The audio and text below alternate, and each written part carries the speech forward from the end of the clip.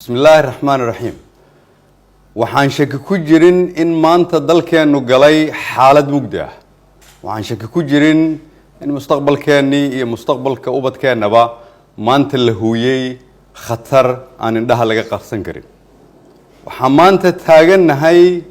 in xafiiskii ra'iisul wasaarihii loo igmaday inuu daadihiyo doorashooyinka dalka ciidamo la dul dhigo nasiib darro waxaa muuqata in madaxweynaha muddo xileedkiisu dhamaaday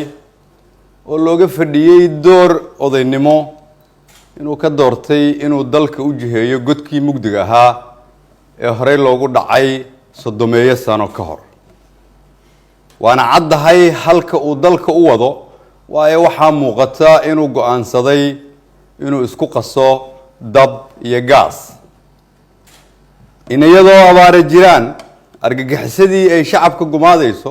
dhaqaalihii uu hoos u socdo heedihii dalka ay wada cuuriyaansan yihiin dadka Soomaaliyeedna ay doorasho sugayaan in ninkii ummadda Soomaaliyeed u dooratay inuu dhibka ka saaro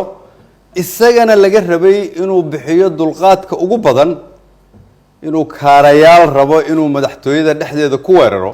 xalna u arko in xafiis dawladeed oo loogu adeegayo qaranka uu ciidan ku horgooyo waa nasiib darro weyn oo la soo daristay ummadda Soomaaliyeed in halkan la soo gaaro waa ayaan darro aan hore uga dignay sidaas daraadeed ciidamada ammaanka iyo kuwa qalabka sida waxaan uga digayaa inaanay dhiig faraha la gelin inaanay dumin ilayska yar ee dalkan u soo baxay inaanay goyn gacmaha shacabka cashuurta looga qaado oo iyaga mushaarkooda lagu bixiyo inaanay barakicin hooyooyinkooda ubadkooda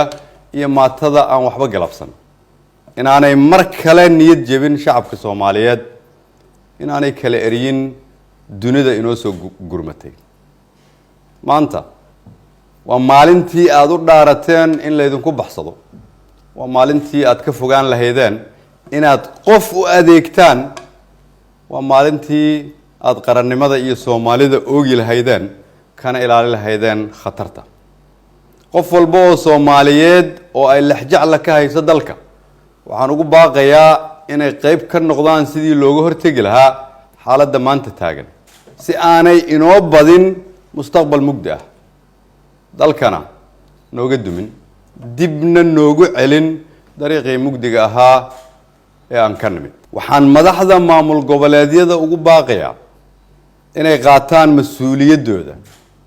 degdegna isugu yimaadaan si aan dhammaanteen uga hortagno khatarta taagan dalkana si wada jira u badbaadino waxaan dadka Soomaaliyeed ku boorinayaa inay maanta gacmaha is qabsadaan ka faa'iideystaan khibradii aan ka soo marnay burburka kana hortagaan in rabitaan qof shakhsi ah uu dalka geliyo gudcur iyo god dheer oo aan laga soo laaban karin kulligeen waxaa nagu waajib ah badbaadinta iyo uturidda dalka iyo dadka Soomaaliyeed kulligeen waxaa nagu waajib ah inaan ka fogaano wax walba oo keeni kara dib u dhac iyo qalalaase kulligeen waa inaan gacmaha isqabsanaa badbaadinaa dalkeena ku soo leexinaa dariiqi laga rabay iskana qabanaa cid walba oo ummadda Soomaaliyeed ka leexinaysa dariiqa horumarka waa mahadsantihiin wassalaamu calaykum waraxmatullaahi wabarakaatuh